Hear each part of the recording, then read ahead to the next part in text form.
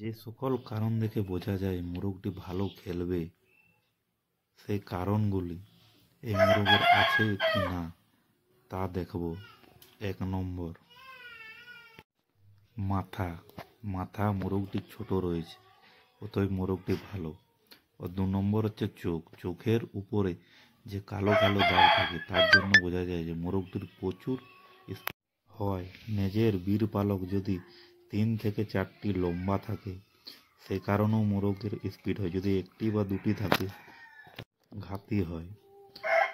আবার এই কড়ি আঙ্গুল যদি তার আলের থেকে ছোট বা বড় হয় তাহলেও মোরগের স্পিড হয়, কিন্তু এখানে কড়ি আঙ্গুল আর আল সমান রয়েছে, নর্মাল রয়েছে। আর পেছনের ওই 2টি হাড় যদি টাচ থাকে তাহলে সে মোরগটি কখনো মাথা ঘোরাবে না।